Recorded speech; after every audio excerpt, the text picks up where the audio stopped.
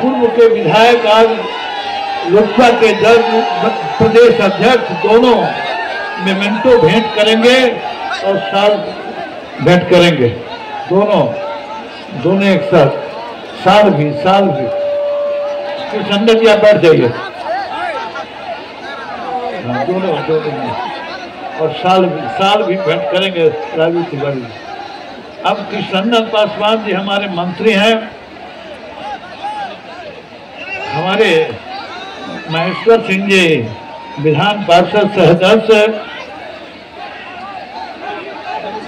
पवन जायसवाल जी हमारे माननीय विधायक, तिवारी जी बैठ जाएं। राजेंद्र गुप्ता जी हमारे पूर्व जिलाध्यक्ष, पटेल जी जज के हमारे पूर्व अध्यक्ष, हम सब निश्चित रूप से बहुत बेचैन थे। आपका यहाँ आना था, लेकिन हेलीकॉप्टर को जो कनेक्ट किया पहले सुगौली की सभा में चले गए। आप सब 12 बजे से यहाँ हैं।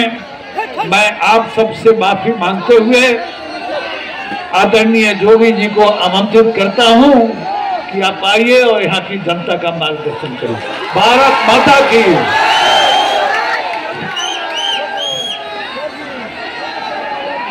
भारत माता की।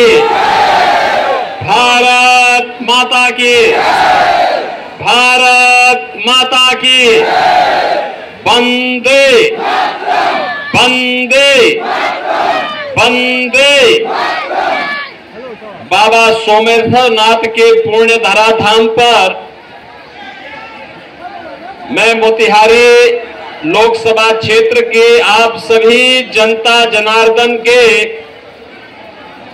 प्रणाम करत बानी।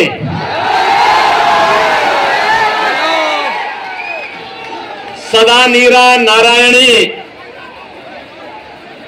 का आशीर्वाद आज सब पर बनल रही। सत्याग्रह के संघर्ष भूमि माननीय प्रधानमंत्री श्री नरेंद्र मोदी के स्वेच्छाग्रह के अभियान भूमि के नमन बा। जननायक भारत रत्न कर्पूरी ठाकुर को विनम्र श्रद्धांजलि। मंच पर उपस्थित भारतीय जनता पार्टी के लोकप्रिय सांसद और फिर से लोकसभा क्षेत्र के प्रत्याशी पूर्व केंद्रीय मंत्री राष्ट्रीय उपाध्यक्ष श्री राधा मोहन सिंह जी, बिहार सरकार के मंत्री श्री कृष्णनंदन पासवान जी, माननीय विधायकगण श्री सुनील मणि तिवारी जी, पवन जायसवाल जी, लोजपा के अध्यक्ष श्री राजू तिवारी जी। बहनों और भाइयों, बिहार की धरती तो हमारे लिए माता जानकी की मायके के नाते ननिहाल जैसा है, और इसीलिए उत्तर प्रदेश और बिहार उसी भाव के साथ एक आत्मीय संबंधों के साथ हजारों वर्षों के से जुड़ा हुआ है। मुझे जब भी बिहार आना होता है मुझे बहुत अच्छा लगता है, आत्मा अभिभूत होती है, और आपके उत्साह को देख करके मुझे और भी आनंद की अनुभूति होती है। आज जब लोकसभा का चुनाव चल रहा है, छठे चरण का आज अंतिम चुनाव प्रचार का दिन है। आज सुबह सुबह मुझे पहले पुरी जाना पड़ा, वहां से फिर एक और लोकसभा सीट पर जाने के बाद मैं यहां आ रहा था, हेलीकॉप्टर दूसरी सीट पर चला गया, लेकिन दोनों स्थानों पर मुझे प्रचार करने के जाना था। अभी आपके बीच में आया हूं, लेकिन मैं आपसे कह सकता हूं कि 5 चरणों के चुनाव देश के अंदर हुए हैं। अब तक मुझे 12 राज्यों में जाने का अवसर प्राप्त हुआ है, और बहनों और भाइयों, मैं कह सकता हूं कि मोदी जी के समर्थन में पूरे देश के अंदर एक लहर अब मोदी सुनामी के रूप में बदल चुकी है। चारों ओर एक ही नारा गूंज रहा है, हर ओर एक ही स्वर है, हर एक नागरिक के मन में एक ही संकल्प है, और वह स्वर और संकल्प है, वह नारा है कि फिर एक बार,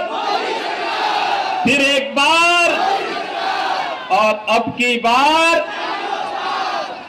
बार 400 पार।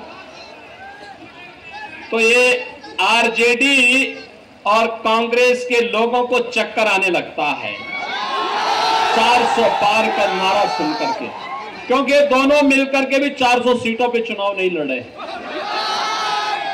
और ये लोग कहते हैं कि 400 पार कैसे होगा, तो जनता जनार्दन कहती है, जनता जनार्दन एक ही बात कहती है कि राम भक्त ही राज करेगा दिल्ली के सिंहासन पर। और मोदी जी परम राम भक्त जो है, इसलिए मोदी जी फिर से प्रधानमंत्री बनेंगे। ये कहते हैं कैसे, तो जनता जनार्दन की ओर से आवाज आती है कि जो राम को लाए हैं,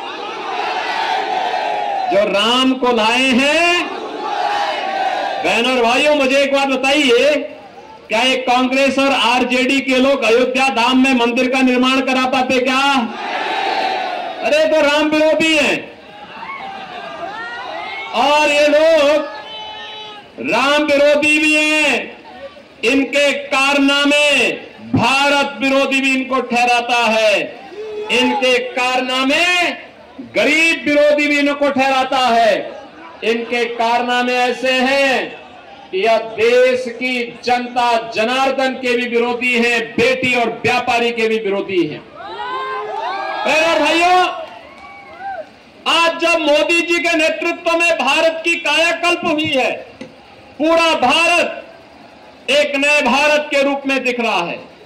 पूरे भारत के अंदर अगर आप देखेंगे 4 लेन, 6 लेन, 12 लेन के हाईवे बन रहे हैं, एक्सप्रेस हाईवे बन रहे हैं, एयरपोर्ट बन रहे हैं, ट्रेन में अत्याधुनिक ट्रेन की सुविधा हो रही है, अत्याधुनिक ट्रेन की सुविधा आ रही है, वंदे भारत, अमृत भारत, नमो भारत के रूप में मेट्रो की सुविधा देश के अंदर अलग अलग सिटी में बढ़ती जा रही है।